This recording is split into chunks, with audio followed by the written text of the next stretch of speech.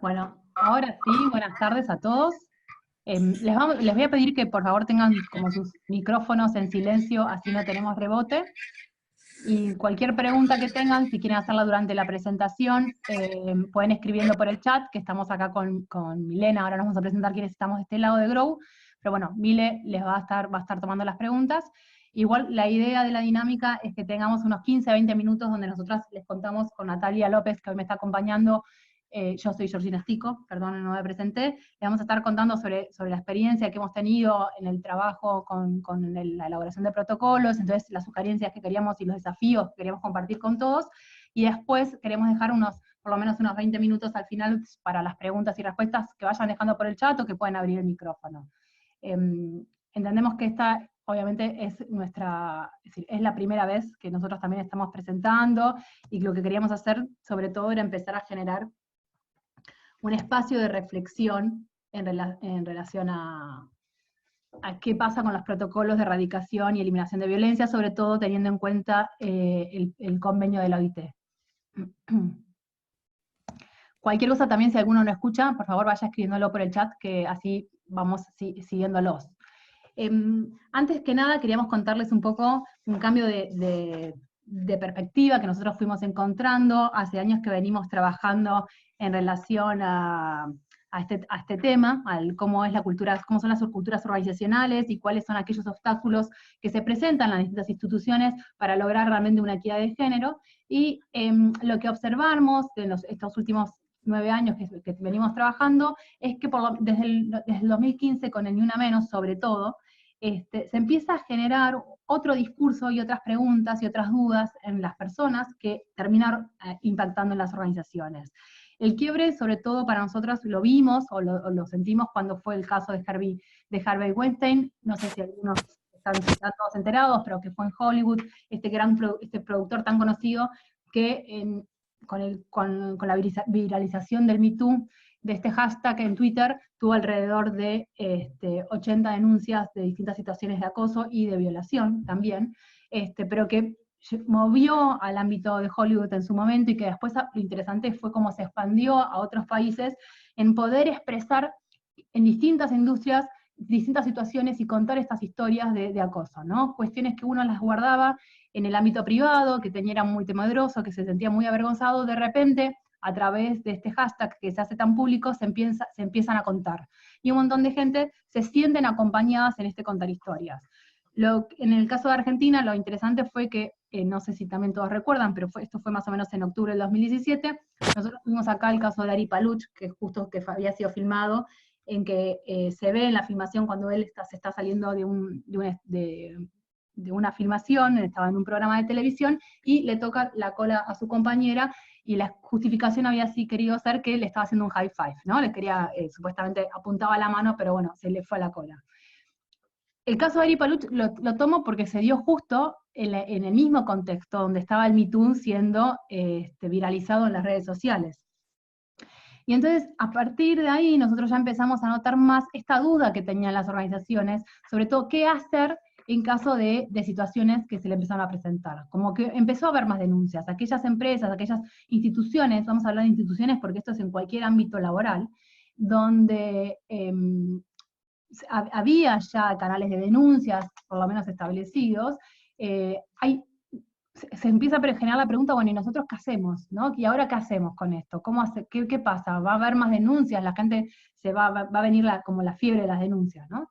Y se vio mucho más exacerbado en diciembre del año pasado, cuando Telma Fardín hace público la denuncia de Artés, bueno, y con el hashtag que muchos deben haber conocido, Mira Cómo Nos Ponemos, fue como el momento donde la mayor cantidad de instituciones se preguntaron de algo tenemos que hacer con esto, y bueno, no solamente que algo tenemos que hacer con esto, sino que las mismas personas que trabajan en las instituciones empezaron a plantear este quiebre, ¿no? Donde antes el chiste, lo tomo el chiste porque es como la pregunta más común que nos hacen, ¿no? El chiste sexual estaba más permitido, y era bien visto, y era gracioso, y era jocoso, de repente ya empieza a molestar. Y no molesta solamente a las nuevas generaciones, molesta a gente grande, molesta a mujeres, molesta a hombres, como hay un cambio de paradigma que por eso pongo lo del 2015, que en realidad se viene gestando hace mucho tiempo, pero que de repente se siente, es como que llegó a la institución, ¿no? Esto parecía que no entraba a la institución, que la institución no estaba siendo permeable a este cambio de paradigma, a este cambio cultural, y de repente observamos, y nosotros, bienvenido sea, ¿no? En tantas instituciones esta necesidad de cambiar, es decir, veníamos haciendo las cosas de una manera, quizás es momento de hacerla de otra, ¿no? Y hay un montón de preguntas que antes creo que no estaban habilitadas a hacerse, porque no es solamente el tema del acoso sexual, que todos estos casos tienen que ver con acoso sexual, sino también sobre cómo nos planteamos o cómo observamos el tema de la violencia, ¿no? ¿Qué es la violencia en el ámbito laboral? Ok. Entonces, esto que se gesta dentro de la institución, que lo dividimos en dos niveles, como cuestiones que pasan a nivel personal, a cada una de las personas individuales que forman parte de estas instituciones, ¿no? Esta preguntarnos qué es lo que nosotros toleramos, qué es un chiste, qué es lo que me molesta, si me molesta a mí, ¿es violencia o no es violencia? ¿Es acoso o no es acoso? ¿Cómo es el tema de la percepción subjetiva? Y después está la otra pregunta que pasa más a nivel organizacional, ¿no? La pregunta que se hace en las instituciones es quiénes somos nosotros y quiénes queremos ser. Nosotros somos una institución que tiene tolerancia cero hacia la violencia, que tiene tolerancia cero hacia los acosos, o no, ¿no? Y qué es lo que tenemos que hacer y qué es lo que tenemos que promover para lograr serlo, si es lo que estamos buscando.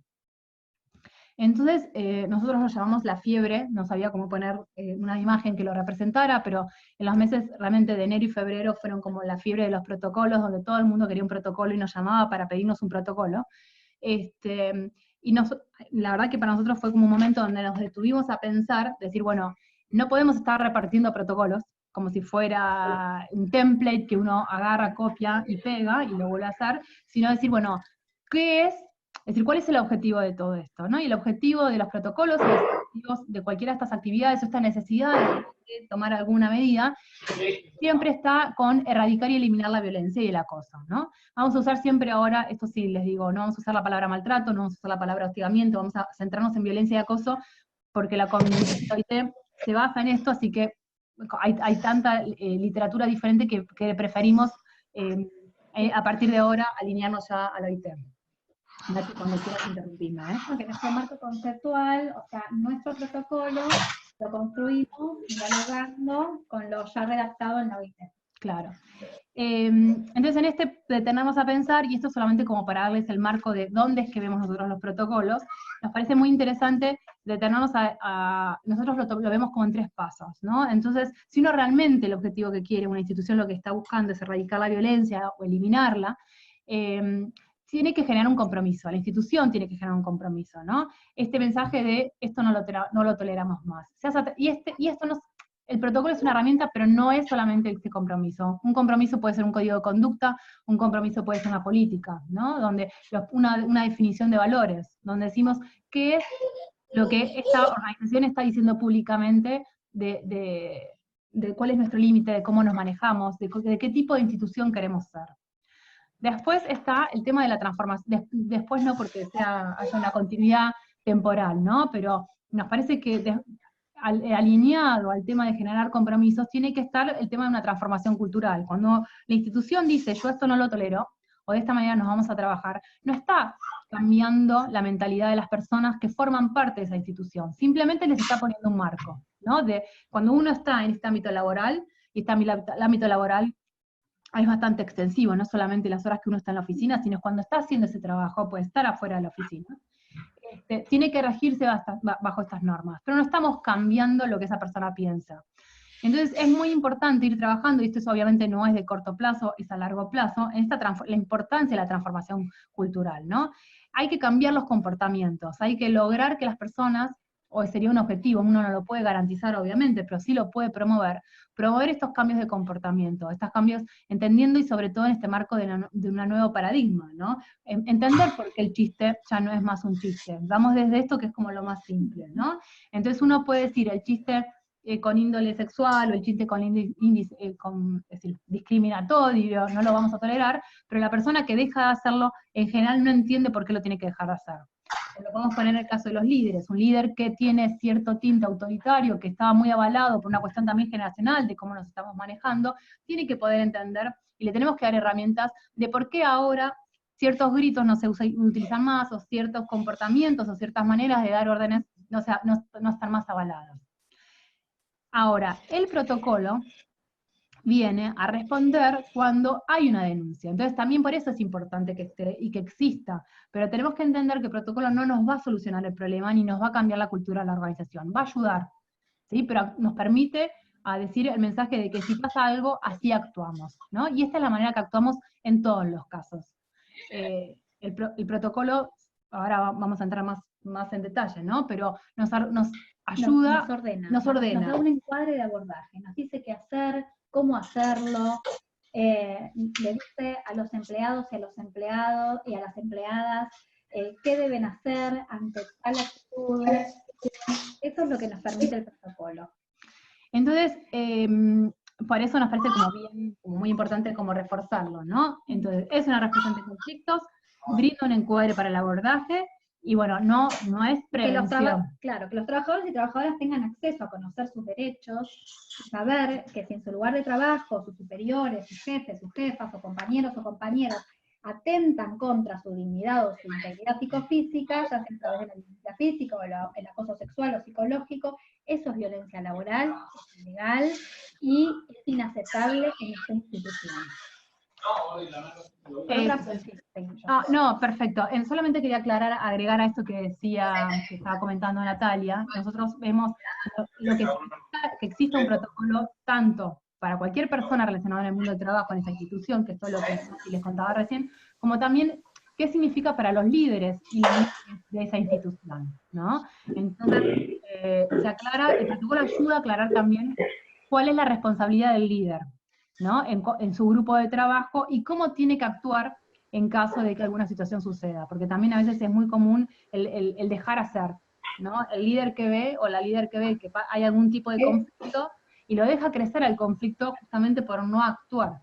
A veces no actúan porque no saben que tienen que actuar, porque no saben qué es lo que se espera de la organización, ¿no? Porque esto también es sumamente interesante, ¿no? Sí, la violencia es omisión y acción. O sea, no hacer también es parte de un acto de violencia. Si tenemos un líder o una líder que no está haciendo nada al respecto y está en esas situaciones de violencia, también es ser cómplice de esas situaciones de violencia. Por eso el protocolo lo que hace también es enmarcar que como testigo de una situación de violencia, uno tiene una obligación moral de llevar esa información, de poder visibilizar esas situaciones de violencia y de maltrato. Al mismo tiempo, también como siendo víctima, que reconocerse víctima en las violencias cotidianas que se viven en el marco laboral también es difícil, porque es difícil identificarse víctima, es difícil reconocer estas violencias que se dan constantemente y que al principio son muy hasta que sea algo contundente y que uno empiece a registrar ese malestar y ese temor en la presencia del otro. Bueno, el protocolo también permite decir, bueno, yo soy una víctima de violencia, yo puedo hacer esto, puedo concurrir a tal lugar, puedo hablar con tal persona, permite esto, ¿no? Como marca este procedimiento que le permite a la víctima saber a dónde recurrir y saber qué hacer.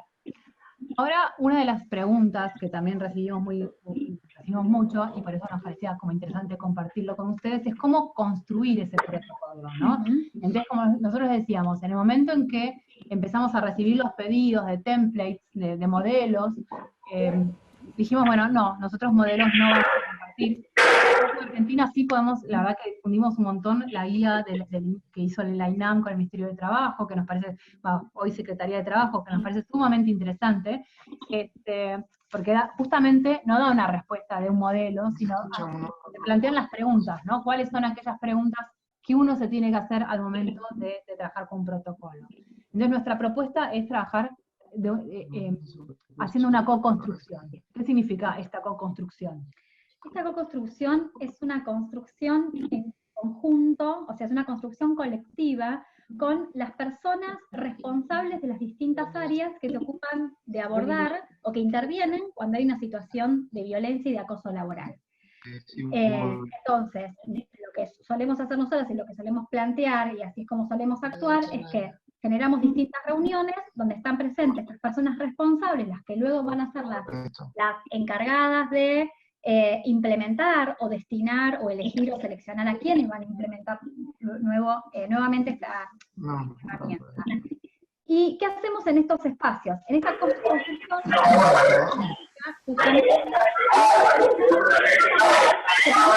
Hola. Vamos a poner... Georgie, Sí. perdón que interrumpa, pero necesito que silencien los micrófonos, no se escucha nada. Sí, ahí estoy silenciando el micrófono. ¿Pero de quién? El de Agustín Petroni, ese. Ah, Ya ahí está. está, buenísimo. Gracias, ¿Ahora Jaro. estamos bien? Perdón que interrumpa. Gracias, vuelvo al silencio. No, pero perfecto, porque sí, ahí empieza a haber mucho ruido. Gracias. Ok, gracias. Seguimos ahora con el tema de la co-construcción. Bueno, lo que nos permiten en estos espacios de construcción colectiva es primero empezar a conocer cuál es la cultura organizacional y conocer un poco los saberes previos que tiene esta institución respecto a la violencia y al acoso laboral. O sea, ¿qué entienden ellos por violencia? ¿Cuál es para ellos una situación de acoso? ¿Cómo han resuelto distintas situaciones en el pasado? Esto genera mucha tensión también, porque obviamente que acá se empiezan a visibilizar, hay las fallas que una institución tiene, es como, genera como mucha defensa en los grupos para poder justamente hablar de esto, ¿no? Porque atenta a esta identidad grupal.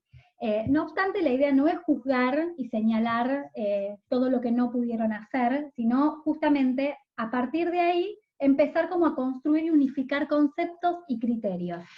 Esto solamente quiero agregar en los talleres que hemos hecho, la importancia que tiene no asumir que todos consideramos lo mismo cuando estamos hablando de violencia y de acoso. Entonces, es como una de las grandes discusiones que hay que darse y espacios que hay que abrir a esa discusión, porque obviamente después de eso se deriva todo, ¿no? Cómo vamos a definir la gravedad, cómo vamos a definir las sanciones, si es necesario un tipo de sanción. Cómo van a ser las entrevistas. Cómo todo lo que se deriva en función de si eso. va a haber una reparación sobre la situación o no. Exactamente. Y esto lo que nos permite es definir en forma conjunta el procedimiento, o sea, los pasos, e identificar quiénes se van a ocupar de tal o cual cosa en este procedimiento.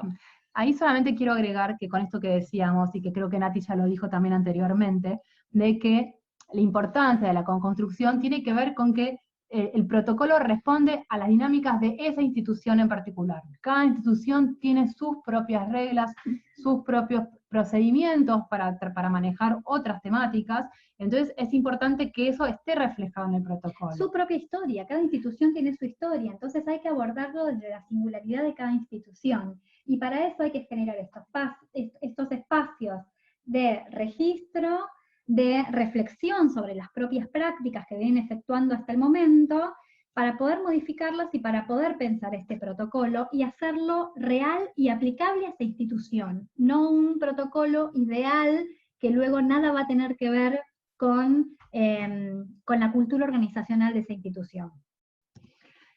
Un poco solamente resumiendo, y que me parece importante como resaltar con esto que venía contando Nati, de que eso las y las participantes en general, bueno, reflexionan sus propias creencias, revisan sus propias prácticas institucionales, y obviamente impacta la futura detección y análisis de las situaciones, ¿no? Y esto hace parte de la transformación cultural. Totalmente. Y aparte esto también hace que puedan registrar también la falta de formación que tienen respecto de el abordaje en las situaciones de maltrato, de violencia y acoso laboral.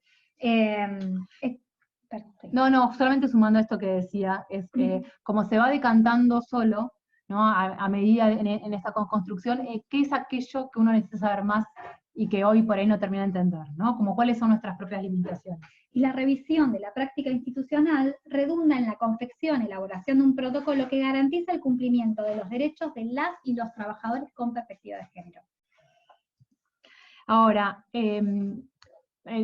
una de las cosas que nos parecía como importantes también compartir con ustedes son qué desafíos nos hemos encontrado nosotras a medida que hemos transitado todo este camino, ¿no? O sea, en estas reuniones surgen como muchos interrogantes, como por ejemplo, cuando nosotros hablamos esto de la reflexión sobre los conceptos, sobre qué es o no acoso, y muchas veces una de las cosas que nos plantean es, bueno, pero no es violencia si no hay repetición del hecho, porque para que sea violencia laboral tiene que la persona que ejerce el maltrato haber ejercido varias veces violencia hacia la otra persona.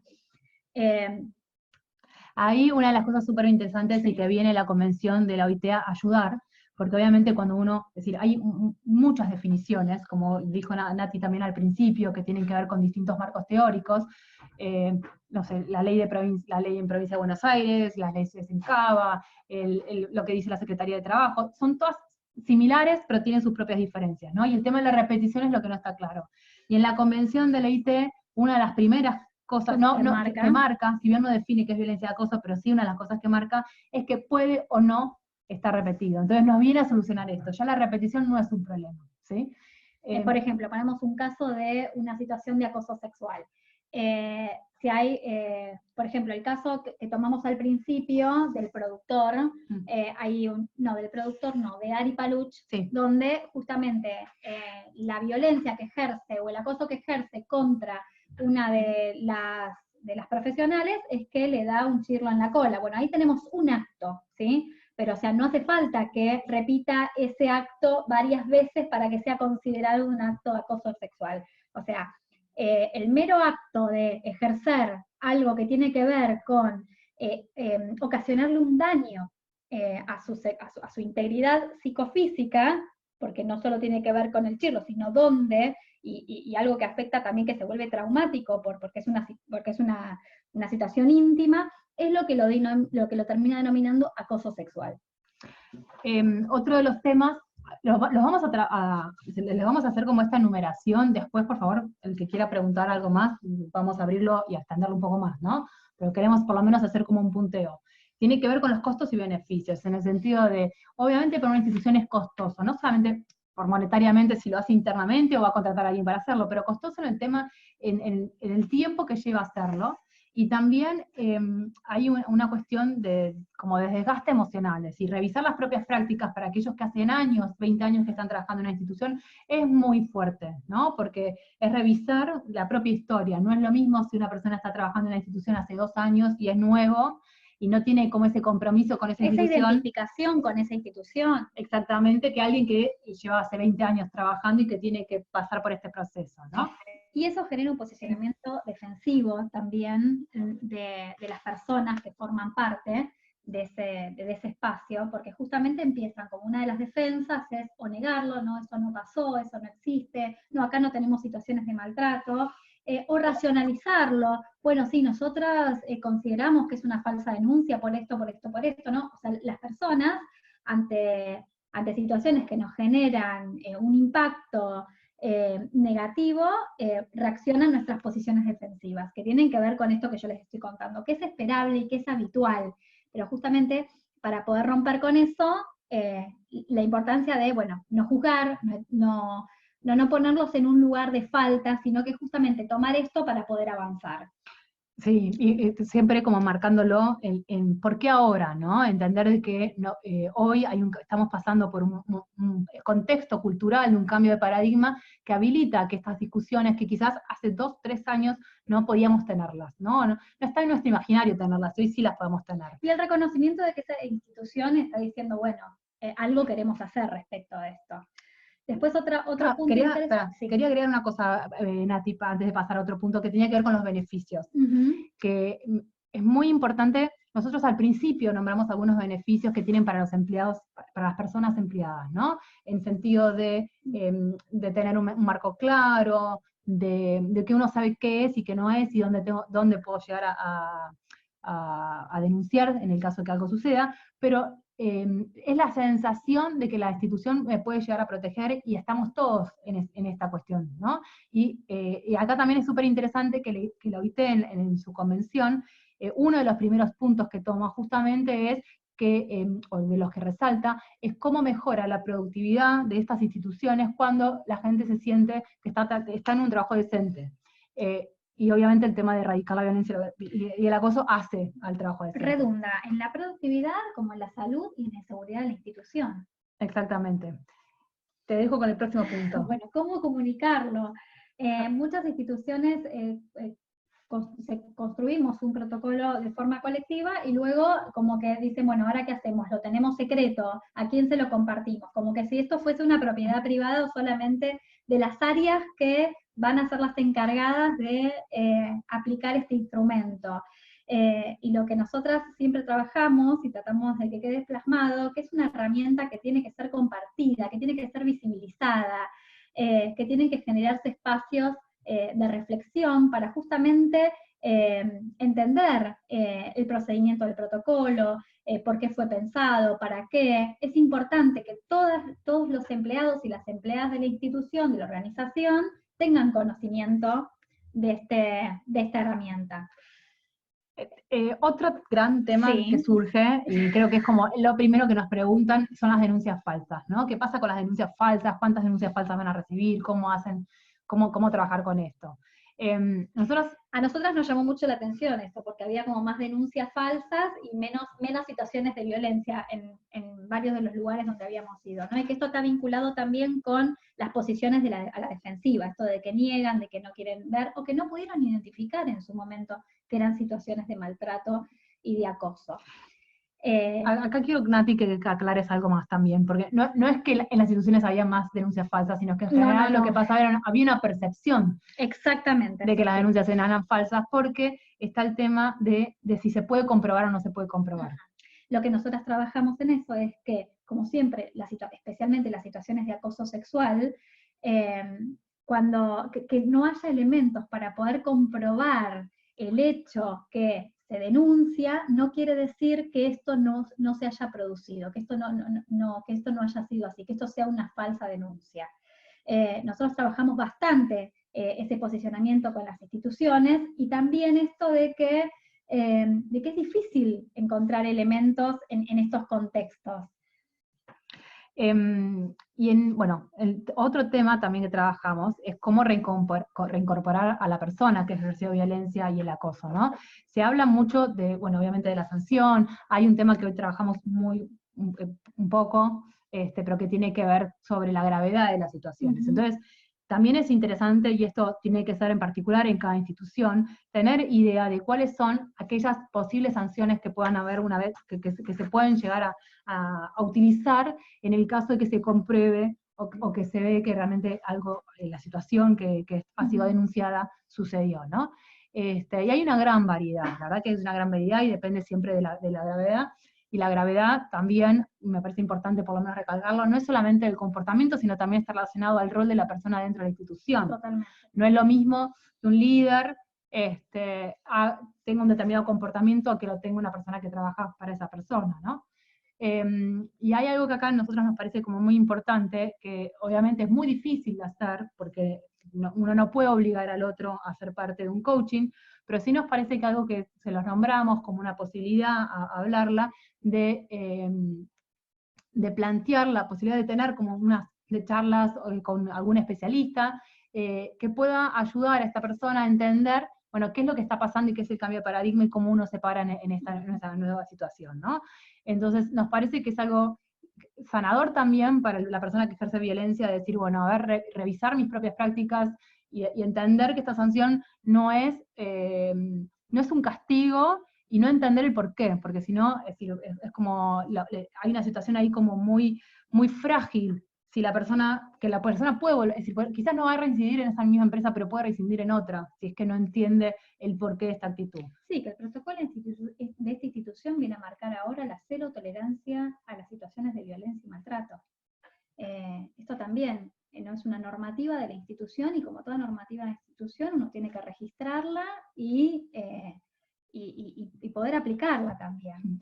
Otro de los puntos interesantes es cuál es el impacto de romper el silencio. O sea, cuando las personas que son afectadas, que son maltratadas, rompen el silencio, estas personas han como probado varias estrategias justamente para que las situaciones de violencia cesen, y no lo han logrado, hasta que en un momento esto llega a un extremo de intolerancia y se rompe este silencio.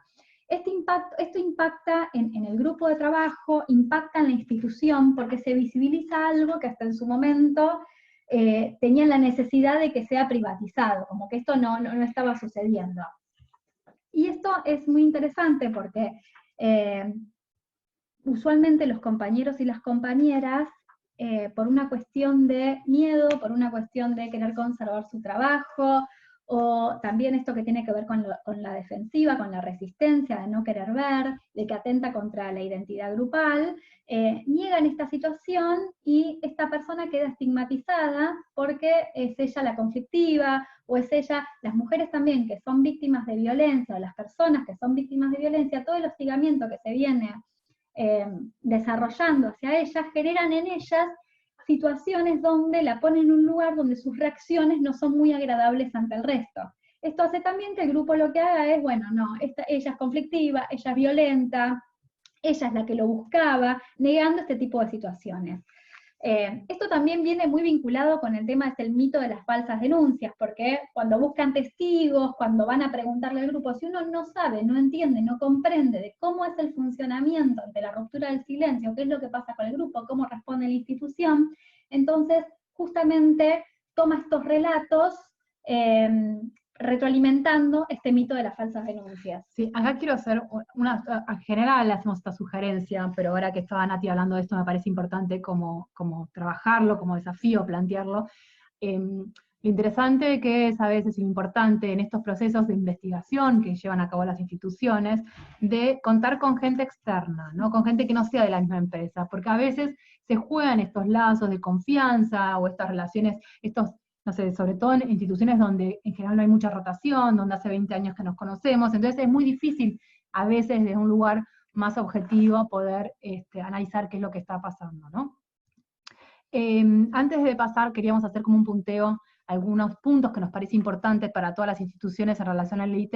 Sí me parece como desafío interesante también remarcar, que no lo pusimos acá, pero me parece lindo o bueno para tenerlo como en cuenta, la reparación de la víctima, ¿no? Esta persona que ha sufrido una situación de violencia o de acoso tiene también una gran variedad de posibilidades para repararse, y lo importante que es escucharla.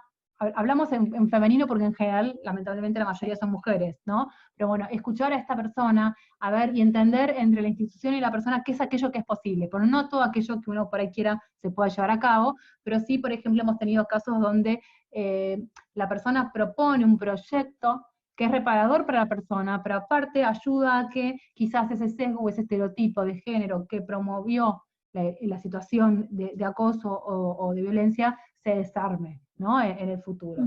Entonces, es muy interesante poder sumar la opinión de la persona, siempre teniendo en cuenta, bueno, que la institución va a poder definir qué es lo que puede hacer. Para cerrar, queríamos compartir con ustedes solamente brevemente 2 puntos en relación a la OIT y la Convención sobre la Eliminación de la Violencia y el Acoso. Les quiero comentar que estamos armando una guía comentada, donde en función a los documentos de la OIT cada párrafo vamos a contar qué significa esto para nosotros y qué desafío nos trae a la Argentina en relación a cómo estamos, pero hoy por lo menos brevemente contarles 2 cosas que nos parecen importantes, sobre todo que marca la Convención, que nos parecen sumamente importantes, ¿no? Uno es, cuando están hablando de la violencia y el acoso en el mundo del trabajo, cómo constituye una violación y un abuso de los derechos humanos. Esto nos parece fundamental. Cómo marca que es una amenaza para la igualdad de oportunidades, entonces cualquier institución que está trabajando sobre todo en temas de equidad de géneros, o que está trabajando en temas de inclusión y de diversidad, no puede no hablar de la violencia laboral. Dentro de la violencia laboral, la OIT, de la violencia y el acoso, remarcan el tema de la violencia de género, y también me parece interesante remarcar que hablan del tema de la discriminación, ¿sí? Suman la discriminación como un tema de violencia. Y para todos aquellos que están trabajando con los ODS, está el ODS, el trabajo decente, bueno, la violencia y el acoso son incompatibles con el trabajo decente. También los miembros tienen esta obligación de promover un entorno que sea de tolerancia cero hacia la violencia, y en particular hacia las instituciones, ¿no? Hacia los empleadores. Ellos llaman empleadores y empleadoras. Hay 2 artículos que les hablan directamente, que son el 9 y el 10, y que hace una serie de ítems que estos empleadores tienen que hacer, ¿no? La idea es que, o lo que sugiere la OIT es que haya una reglamentación en cada país que haga que estos puntos sean obligatorios. Se habla de una política relativa a la violencia y el acoso, habla de considerar los riesgos psicosociales, habla de identificar y evaluar estos riesgos, y una de las cosas que nos pareció sumamente importante es que en todos estos artículos se marca la importancia de que se haga de manera colaborativa, ¿sí? De que en todos los casos tienen que estar, los empleados y las empleadas tienen que estar consultadas. Bueno, y a modo de cierre, nos falta para ofrecer, bueno, y también esto de adoptar medidas para prevenir, ofrecer información y capacitación. La importancia de esto de que el protocolo es una herramienta, pero si no tenemos a los empleados y a las empleadas, y a las personas que son las encargadas de implementar el instrumento en una constante información y capacitación, que permita justamente reflexionar sobre las prácticas y seguir actualizándose sobre cómo abordar este tipo de problemáticas. Y garantizar procedimientos de presentación de quejas e investigación. Que es justamente el protocolo, ¿no? Hace referencia a lo que estamos hablando hoy. Bueno, vamos a abrir ahora, después tenemos las consideraciones finales. Ah, bueno, listo. Nati me está mirando, ahora vamos a abrir el video para que nos miren a nosotros, para pedir como... No sé si tienen alguna pregunta. Acá estuve juntando algunas, te las voy dando las voy. Le vamos a abrir el micrófono a Milena, así ella nos hace las preguntas. Yo tomo las... espera, porque se ha escuchado.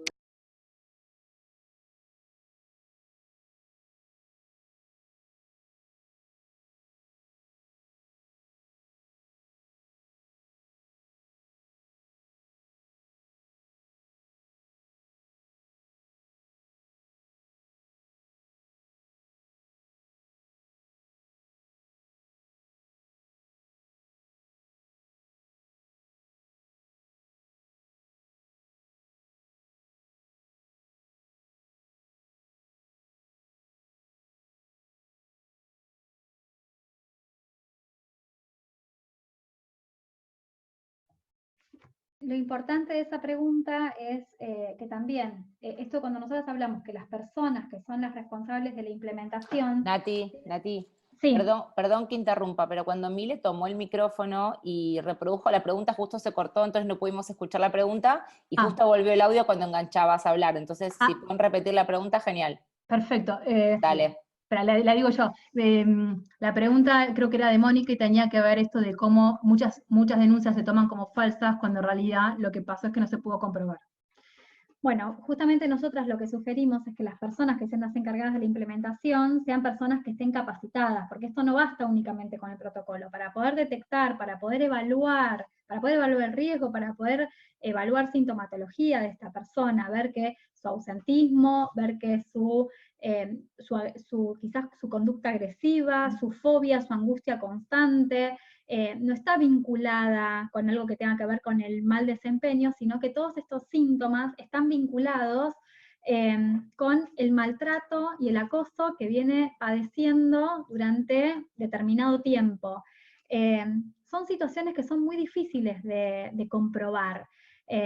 Lo ideal, en la mayoría de los casos, es que haya un equipo externo que se ocupe de evaluar esto para justamente no esté contaminado dentro de la institución, y sean personas que tengan la especificidad para hacerlo.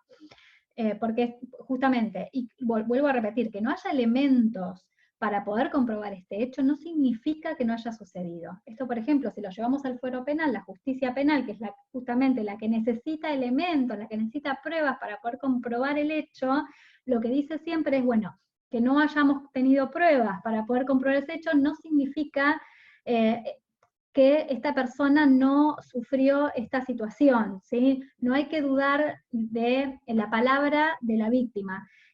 Ahí quiero agregar solamente una cosa, que por ejemplo en el caso de España, y la Convención de la OIT lo toma, y parece, daría la sensación que está yendo para este lado, en este tipo de situaciones de violencia y acoso, se habla de cambiar ¿cómo es? El peso de la prueba, la carga de la prueba. Entonces, ¿esto qué significa? Que no es que hay que comprobar que el hecho sucedió, sino lo que hay que comprobar es que no sucedió. Entonces, bueno, esto es algo que nosotros ahí también lo trabajamos bastante, lo planteamos como una opción de tomarlo dentro de un protocolo que se puede elegir o no tomarlo, ¿no? Pero, bueno, nada, nos parece importante trabajarlo desde este lugar, sobre todo por la dificultad que tienen a veces estas situaciones. Y por eso esto que veníamos hablando, si conocen cómo es el funcionamiento, que los y las testigos no van a hablar justamente, no van a ser representativos de la situación, por diferentes motivos, porque son parte de la institución, a veces uno tiene que encontrar en estas entrevistas la sintomatología que presenta esta persona, y eso es producto del daño que le generó haber sido víctima de esas situaciones. Pero esto es todo un desafío para las empresas y las organizaciones. Sí. Vamos a la segunda pregunta. No, lo último que agrego sobre esto era que decía que sí, que algunas instituciones requieren de pruebas para... no sé, no entendí en la pregunta si era que lo requerían en sus mismos protocolos, pero bueno, obviamente siempre cuando estamos hablando de armar protocolos, lo ideal es que sea como que habilite y contenga a las personas que van a denunciar, entonces obviamente hablar de un requerimiento de prueba para hacer una denuncia o para tomar alguna medida tendría el efecto contrario, ¿no? Bueno, por eso la importancia de cuando nosotros hablamos de una construcción colectiva tiene que ver con esto. Quizás la organización antes tenía otras ideas preestablecidas de lo que quería para esa institución, del procedimiento que quería. En estos encuentros se generan debates, discusiones, tensiones sobre los diferentes conceptos, sobre el abordaje que sería apropiado en estos casos, y esto implica una deconstrucción y una nueva construcción. Por eso la importancia, porque si hay una empresa que ya tiene un posicionamiento donde está hablando de pruebas, de elementos, y que si no se desacredita o se duda de la veracidad de ese relato, poner en juego eso. Por eso la importancia y el desafío nuestro de la construcción colectiva. Vamos a una segunda pregunta. Bien, otra pregunta era si hay un contexto legal que habilite al empleador a sancionar a una persona que ha violentado a otra. O sea, si está habilitado a darle días de suspensión o incluso despedirlo. Le repito la pregunta por si no se escucha, es que Mila está del otro lado de la mesa. Entonces, si hay algún contexto legal que habilite a una empresa, a una institución a sancionar a una persona o suspenderla por estos temas. En realidad, a ver, es necesario mayor legislación al respecto, pero lo que sí las instituciones están protegidas en cuanto a si hay un compromiso. ¿Vieron cuando estamos analizando el tema del compromiso de la institución, los códigos de ética? Es decir, todo aquello que las personas firman como compromiso en relación a la empresa, ¿no? Es decir, yo me comprometo a estos valores, yo me comprometo a este código, eso la institución lo puede tomar para justificar el porqué de una sanción. No obstante, si por ejemplo la situación está judicializada y hay una medida de protección o hay una denuncia de por medio, entonces el empleador está obligado a tomar una medida. Si hay una denuncia previa, hay una prohibición de acercamiento, por ejemplo, y dice que esta persona no se puede acercar, la puede cambiar de área porque hay una medida de protección dictada por un juez que lo que manifiesta es que justamente no pueden estar a menos de 300 metros de distancia. ¿Sí? Entonces, ante una medida judicial con una prohibición de acercamiento, sí el empleador está obligado a tomar una decisión en la institución. Claro, esto sobre todo se da en aquellos casos a ver, todavía el problema que tenemos con la legislación argentina es que no lo aborda al tema en total su magnitud, por eso la importancia de la Convención de la IT y la importancia de poder ratificar esta convención. Esto sucede en los casos más graves, pero en aquellos que no son graves para la institución, pero quizás hoy todavía no se pueden ir a la justicia, entender que sí la institución tiene sus elementos para trabajarlos. Justamente hace poco estuvimos con una organización que nos comentaba que todos los años hace firmar el código de conducta a las personas, ¿no? Porque entienden que el código también es algo que es dinámico, y que bueno, se va modificando. Nos pareció como una práctica, vamos, muy, muy interesante. Bien, y la última pregunta era justamente si Argentina ratificó el convenio de la OIT. Todavía no, y está, bueno, hay 2 proyectos de ley al respecto, que hay que analizar los proyectos de ley, a ver si responden a todo lo que dice la convención, pero bueno, hay que ver cómo va a ser el ámbito y si se va a hacer. Suponemos que sí se va a hacer, no sabemos cuándo. No sé si alguien más tiene alguna otra pregunta. ¿No? Las que hay son esas. Bueno, entonces vamos a cerrar. Bueno, antes de todo, muchas gracias a todos, pero vamos a cerrar con unas consideraciones finales. Espera, perdón, apareció sí, una más. Dale. Si es legal obligar a un empleado a firmar el protocolo o código, asumo que son... En general, todas las instituciones, no todas las instituciones hacen firmar el código, y es sobre todo, suele ser como lo primero que hacen cuando una persona ingresa, ¿no? Te haces los estudios, firmás tu ingreso y firmás el código de conducta. Entonces, eso es algo que sí, las instituciones lo pueden hacer, es sumamente legal. Es la normativa de la institución. Exactamente. Es el marco normativo de la institución. Así que sí. Si no estás de acuerdo con ese marco normativo, tendrás que ir a otra institución. Sí. Por ejemplo, no sé, las instituciones que trabajan con niñez tienen su política de protección de niñez, que también cualquier persona que está en contacto con los niños lo tiene que firmar y está obligado a firmarla. Y preguntan, no después de que ya estás trabajando. No, también. También, porque por ejemplo, ha sucedido de empresas donde, por ejemplo, no tienen un código de conducta y se da una situación de, no sé, por ejemplo, de malversación de fondos y, bueno, ven la necesidad de construir su código de conducta. Así que no es en qué momento, no sé, si ya estás trabajando no lo puedes firmar. La institución puede decir, bueno, lo construyo a partir de ahora, y veo la importancia y hago firmar a todas las personas este código de conductas. Un código de conductas en general es muy general y habla de los valores de la institución, ¿no? Bien, ahora sí. Ahora sí. Igual tienen tiempo mientras decimos las consideraciones finales, si quieren algún otro tipo de pregunta, o bueno, obviamente tienen como nuestros contactos para, si tienen después algún otro tipo de consulta. Para nosotros va a ser como el primer webinar en relación a este tema. La idea es continuar con otro siguiente que tenga que ver con un análisis de la Convención de la OIT más en profundidad, porque nos parece súper interesante como abrir a la discusión todo lo nuevo que trae, lo nuevo y lo no nuevo, pero bueno, cuáles son esas discusiones que están alrededor. Denme un minuto que quiero compartir la pantalla nuevamente.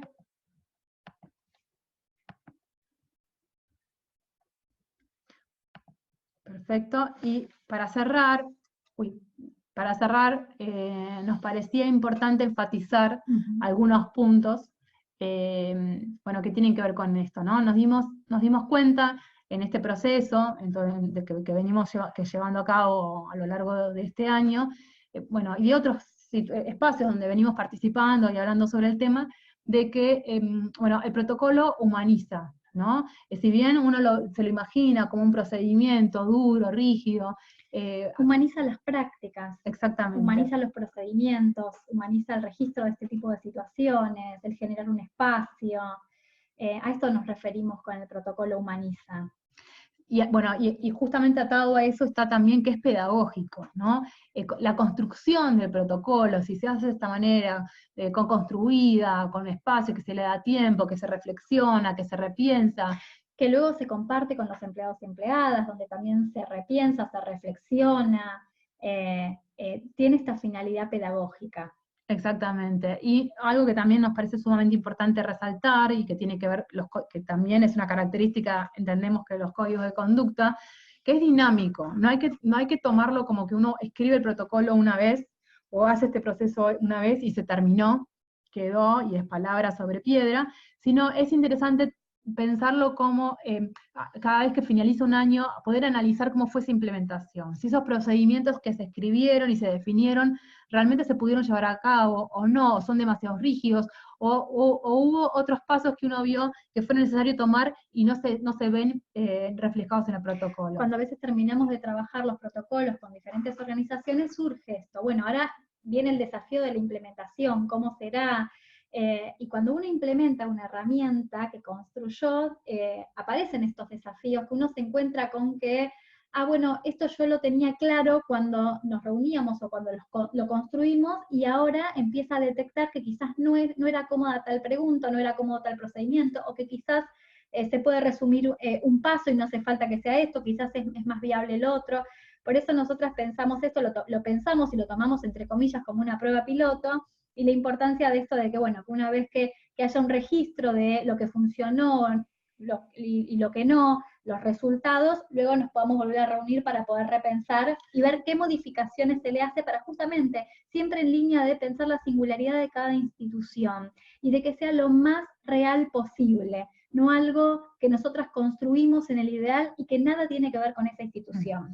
Ahí también, y traigo lo que decía Nati, ¿no? Lo importante de sistematizar información, es decir, tiene que estar sistematizada, tenemos que poder saber al final del año realmente cuántas denuncias se hicieron, desde qué lugares, a qué personas, es decir, esto es una información que después se verá con qué nivel, es decir, de confidencialidad se va a trabajar y quiénes son los que van a tener acceso, pero la información tiene que estar sistematizada, si no estamos hablando en general de algunos casos que se presentan, y que no tenemos toda la información. Y el sistematizar permite también hacer una evaluación si disminuyó, si aumentó, o qué otros tipos de violencia se vienen generando, o cuál es la que más se genera dentro de la institución.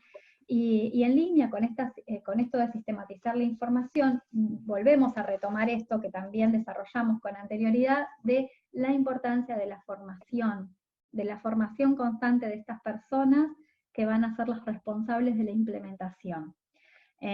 No alcanza únicamente con tener un protocolo, con implementar un protocolo, sino que las personas que sean las responsables sean personas que sean formadas constantemente en la temática y actualizarse en el conocimiento y el abordaje de este tipo de problemáticas.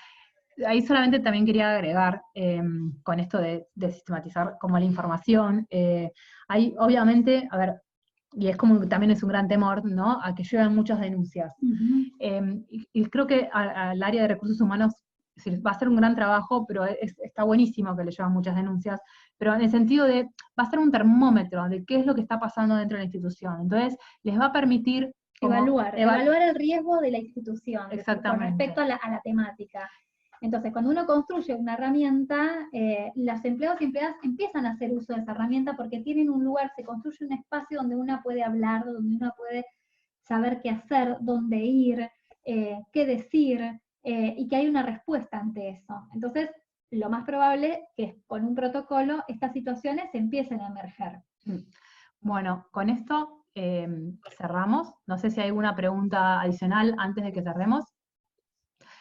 Si quieren, bueno, acá en este slide nosotros vamos a dejarle nuestros mails, pero nos pueden escribir a info@géneroytrabajo.com con cualquier consulta que tengan.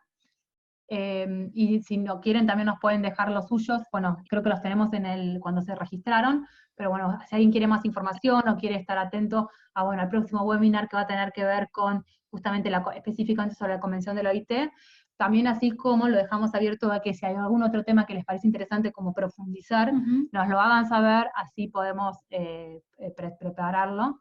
Les agradecemos a todos y a todas por estar presentes. Exactamente. Entendemos que es un miércoles a las 6:30 de la tarde, y bueno, nada, valoramos y celebramos que estén presentes acá, para poder compartir y para poder crecer juntas e intercambiar conocimientos, experiencias sobre este abordaje. Muchísimas gracias. Hasta mañana. Luego.